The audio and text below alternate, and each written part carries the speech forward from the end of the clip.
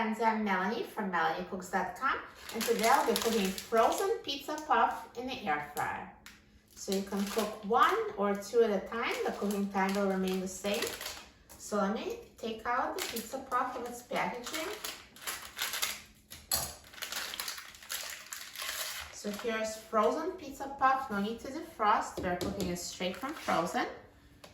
And let's take out the air fryer basket and we'll put the pizza puff in the air fryer.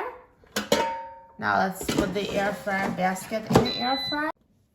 And now I'm going to set the temperature to 370 degrees Fahrenheit, and I will set the time to 15 minutes.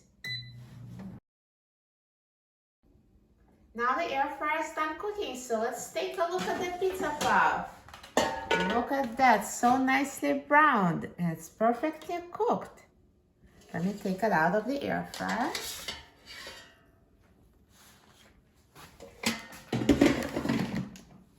And now let's try it. I'm going to cut it to show you that it's fully cooked inside. Look, the filling is fully cooked and bursting from the inside of this pizza puff.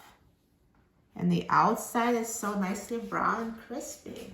I'm so excited about trying it. Let's try it.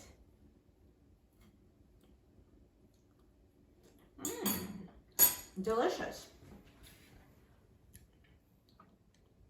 Perfectly cooked in the air fryer straight from frozen. Air fryer is perfect for cooking frozen pizza puffs.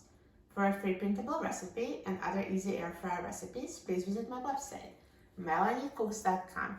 And don't forget to subscribe to my channel, Melanie Cooks. Thanks for watching, and I'll see you in the next video. Enjoy!